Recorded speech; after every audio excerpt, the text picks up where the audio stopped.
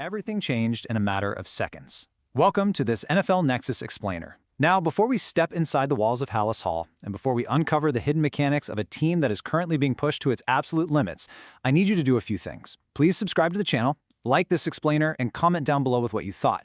And look, if you truly want to support the deep, granular analysis we do here, consider supporting the channel by becoming a channel member. Okay, let's dive into this. What you are about to experience today is not just your standard offseason recap. We are looking at the Chicago Bears, a franchise quite literally standing on the precipice of greatness or total collapse. Every single move, from the exact meticulous angle of Caleb Williams' dropback to the hushed conversations echoing in the scouting department, is magnified 1,000 times over right now. The sense of the turf, the hum of the server rooms running complex analytics models, the sheer undeniable pressure. The stakes are absolutely monumental this year. It's a hell of a lot more fun for me than it was last year. I really want you to let those words from Caleb Williams sink in for a moment. Think about that. On the surface, it sounds great, right? It sounds like the relaxed, effortless confidence of a young quarterback who is stepping comfortably into his prime. But do not be fooled by the smile during the press conference. Underneath this quiet confidence lies a franchise balancing on a razor's edge. What is truly fascinating here is that this specific brand of fun Caleb is talking about, it's born from an intense, almost suffocating obsession with absolute perfection. Williams knows that falling agonizingly short of history last season is a dark ghost that still haunts the corners of this locker room. He remembers the missed throws. He remembers the silent, heavy flights home. The fun he's experiencing now, it comes from the absolute control he is ruthlessly taking over every single blade of grass. Because everything truly did change in a matter of seconds last season, and the consequences of those specific seconds are echoing right into today. And now, the context of the Bears' current state is painted in high definition. We're looking at a team facing immense, crushing pressure. You really have to understand the historic weight of this franchise to get it. The heavy expectations of the McCaskey family, the ghost of 1985 looming over everything, the freezing, unforgiving winds of Lake Michigan demanding a winner, it all compounds, it builds.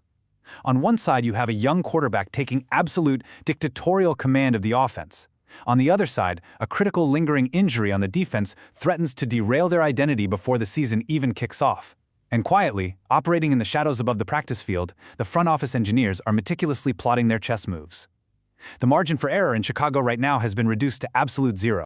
58.2. Just let that number sit in the air for a second. 58.2%. That was Caleb Williams' completion rate from last season. And listen, for a quarterback with his ceiling, for a player who demands nothing short of greatness every single time he touches the football, that number is entirely, unapologetically unacceptable. But why exactly is it so fatal? Why does that number keep the coaching staff awake at night? Because in the modern, hyper-optimized NFL, a sub-60% completion rate is literally a death sentence for an offensive drive. It creates a brutal down and distance math problem that you just can't solve. It leads to these impossible third and longs where elite pass rushers just pin their ears back and hunt. It leads to punts. It exhausts your own defense because they are constantly, relentlessly being thrown back onto the field with no rest. You end up losing the time of possession battle by 10 minutes. He knows it, the coaches know it. There is simply no room for 58.2 in a championship formula, and erasing that number is his sole obsession right now.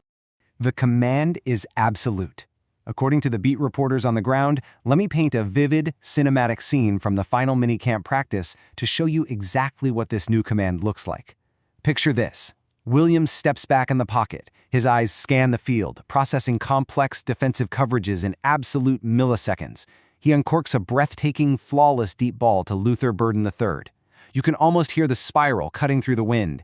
It's the kind of pass that makes veteran scouts lower their binoculars and just hold their breath in awe. Burden hauls it in, crosses what he thinks is the goal line, and immediately begins to celebrate a spectacular touchdown. But then, the referee steps in, signaling that Burden was actually ruled down just short of the end zone. What happens next tells you everything you need to know about the Chicago Bears right now. Williams doesn't smile. He doesn't jog down to celebrate the gorgeous completion. He shifts instantly into an enforcer. Williams violently hustled the offense up to the new line of scrimmage. He was visibly, undeniably frustrated with Burden for wasting precious seconds celebrating when there was still a job to finish. This brilliantly illustrates his evolution as a leader. As Williams himself puts it, it's about being able to speak the same language, and now it's being able to grow more from an earlier stage. Now, what does speaking the same language actually mean on an NFL field? It means understanding sight adjustments intuitively. It means knowing the hot routes before the defense even fully disguises their blitz. He is no longer just running the plays sent into his helmet. He is an on-field coach holding his own teammates to a ruthless, unforgiving standard. He doesn't ask anything of his receiving corps that he doesn't fiercely demand of himself in the dark film room at 3 in the morning. And so, the crucial point we arrive at is his execution mandate: improve accuracy, clean up footwork, keep the offense on the field, lower the turnover rate. He wants to score to help this team win as many games as physically possible. But let's unpack exactly what this mandate entails under head coach Ben Johnson. Johnson's system is notoriously complex. We're talking about 15-word play calls. We're talking about triple option route trees where receivers have to read the leverage of the defensive back post snap and adjust on the fly. We're talking about dynamic pass protection slides that change at the line of scrimmage based on a single linebacker's twitch. It hasn't been a flawless spring, mind you. Jalen Johnson actually intercepted Williams twice in a single minicamp performance. But here's the thing, those mistakes are a calculated byproduct of Williams aggressively testing the absolute limits of this offensive matrix. His mastery of this intricate verbiage is elevating the discipline of the entire unit. But while the offense sharpens its blade, constantly honing every route and every read, a heavy, ominous narrative tension is suffocating the other side of the ball. A critical absence lingers. We are shifting now from the aggressive optimism of the offense to a defensive unit where towering expectations are violently colliding with a harsh, undeniable reality. The architect of the secondary is missing a vital, irreplaceable piece. The name casting a long, highly concerning shadow over the practice fields at Hallis Hall right now is Kyler Gordon. Just 5 combined regular and postseason appearances in 2023. I really want to drag out the gravity of that number for you. 5 games. And now the nightmare is repeating itself. A lingering soft tissue injury has completely erased Gordon from the field during OTAs. Now we have to talk about the mechanics of a soft tissue injury for a cornerback because it is incredibly devastating. Hamstrings and groins are the literal engine of a defensive back. Their entire livelihood, their entire career, relies on explosive, reactive twitch movements. If you cannot plant your foot into the turf and instantly drive toward a receiver without hesitation, you cannot play in the National Football League. It's that simple. And that absence is stretched out, agonizingly, right through mandatory minicamp. For a 26-year-old in the absolute prime of his physical career, sitting at 5 recent appearances is a devastating blow. As head coach Ben Johnson stated, this spring was going to be a springboard for us to get going in the right direction. We're still trying to get that availability piece going. What's truly fascinating about this situation is that Gordon's absence is not just an isolated injury. It's not just a guy missing practice. It is a massive strategic and financial roadblock to the entire defense's identity. Remember, the former second-round pick recently signed a massive extension, making him the highest-paid slot corner in the entire NFL. He is under team control through 2028. The salary cap implications of having your highest-paid secondary piece watching from the sidelines in sweatpants are massive for a front office. The pressure to live up to that contract to avoid a dark repeat of last year's separate stints on injured reserve is astronomical right now. And the urgency? It is defined by this number right here, 22. Despite leading the league in interceptions previously, the Chicago Bears ranked an abysmal 22nd against the pass last year. 22nd. You simply cannot survive in the modern NFL with a secondary bleeding yardage at that rate. And this is where the granular details of defensive coordinator Dennis Allen's scheme come into play. In Allen's system, the slot corner is the absolute linchpin of the geometry. Think about it. The slot corner has to play the run like a thumping linebacker, blitz the quarterback like a rogue safety, and cover the twitchiest, fastest receivers in the league in man-to-man coverage. Without Gordon's elite versatility to do all 3 of those things seamlessly, the entire scheme cracks. His return to full strength isn't just a luxury for this defense. It is a matter of absolute survival. While the war down on the grass is defined by interceptions, soft tissue injuries, and the violent collisions of gladiators, there is another battle happening completely out of sight. Let's move away from the field for a second and step into the hidden war room. According to a highly granular Yardbarker report, the front office is aggressively fortifying itself. The quiet, spreadsheet-driven environment of the executive wing is moving at warp speed right now. They are building an administrative machine designed specifically to support the immense crushing pressure happening down on the turf. These are the architects of the roster, and they are moving their pieces with cold, calculated precision to build a sustainable dynasty in Chicago. When we look at the latest front office shifts reported by Neil Stratton of Succeed in Football, the sheer scale of this reorganization is staggering. We've got Trey Koziol stepping up to Senior Director of Player Personnel, taking on an immense evaluative burden. Right beside him, Breck Ackley assumes the Director of Player Personnel role. Jeff Shiver, elevates to senior executive scout, bringing decades of gravity to the room. Andrea Wright is promoted to football admin and analytics manager, and Jason Harris steps in as a scouting assistant. In the relentless, unforgiving ecosystem of the NFL, these are the actual minds that will dictate whether the Chicago Bears build a lasting champion or whether they collapse entirely under the sheer weight of their own ambition. When you dig into Trey Cazol's background, you realize pretty quickly this isn't some overnight success story. This is a grueling, decade-plus journey through the absolute trenches of NFL scouting. It started all the way back in 2008 as a lowly scouting intern for the Titans. Let me tell you what an intern did back in 2008. We're talking about logging hundreds of hours in a dark film room, inputting VHS data into early clunky databases, and driving to airports at 2 a.m. to pick up undrafted free agents. By 2009, he clawed his way to pro scout. Then, in 2013, the pivotal move, hired as an area scout in Kansas City, reuniting with Ryan Poles.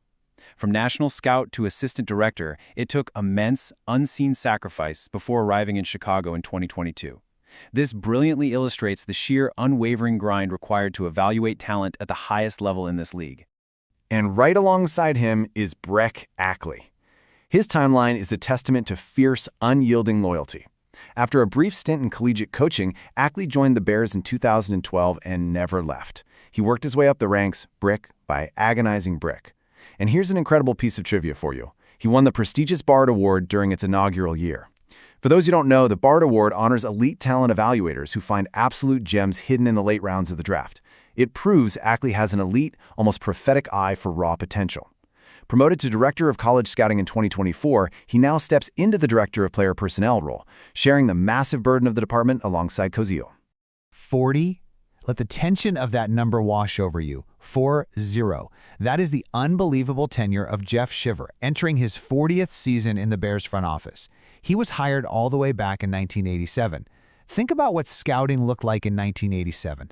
There were no iPads, there were no cloud databases or instant film access. Scouting back then was putting 80,000 miles on a rental car in a single year, calling the front office from a rotary phone in a cheap motel right off the highway, and lugging around giant, heavy physical binders filled with handwritten character notes. Back then, he was one of only 4 scouts for the entire team. He has watched this department evolve entirely, and his presence continues as a massive anchoring force in the building today. But the Bears aren't just relying on history, right? They are aggressively modernizing their warfare. Look at Andrea Wright's rapid ascension. She arrived in 2023 bringing a highly specialized background in analytics. But what does a football admin and analytics manager actually do for a team? Well, she is the one building the complex probability models that tell Caleb Williams and Ben Johnson exactly when to go for it on 4th and 3. She tracks opponent tendencies down to the percentage of times a rival defense blitzes on 3rd and 4 in the 4th quarter. In just 2 years, her undeniable impact forced her upgrade from coordinator to manager. Her data is quite literally the weapon Caleb Williams takes onto the field every Sunday. We really need to zoom out cinematically to truly grasp the scale of history at play here. This explainer has taken you from the deep, wind-cutting throes of minicamp all the way to the dark film rooms and analytical spreadsheets in the front office, because it is all deeply, fundamentally connected. You see, the front office's long-term roster mechanics, the scouting miles driven, the data models, the 40 years of institutional knowledge, all of it is colliding directly with the immediate, crushing pressures on Caleb Williams and the glaring defensive hole left by Kyler Gordon. You cannot separate the quiet architects up in the executive suites from the gladiators down under the bright lights of Soldier Field. They are one breathing organism, entirely dependent on each other to survive. Get my completion percentage up, and just score to help our team win as many games as possible and keep our turnover rate low.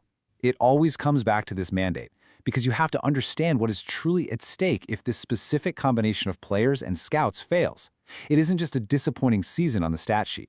If this fails, it's regime changes. It's general managers and head coaches packing up boxes and clearing out their desks. Every completion percentage point, every single micro detail matters immensely.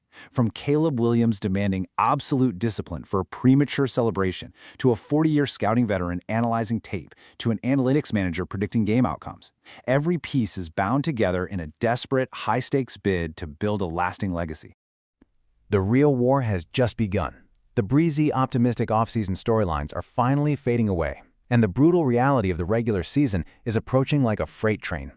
The foundation has been laid, but in the brutal calculus of the NFL, Will this meticulously engineered machine create a dynasty, or will it tear itself apart from the inside? Will Caleb Williams' ruthless command translate to absolute perfection, and can the defense hold the line until Kyler Gordon returns to full strength? We will be watching every single snap to find out. Remember to subscribe to NFL Nexus, like this explainer, and comment below with your predictions for the Bears this year. And if you want to dive even deeper with us, support the channel by becoming a channel member. Until next time, the clock is ticking.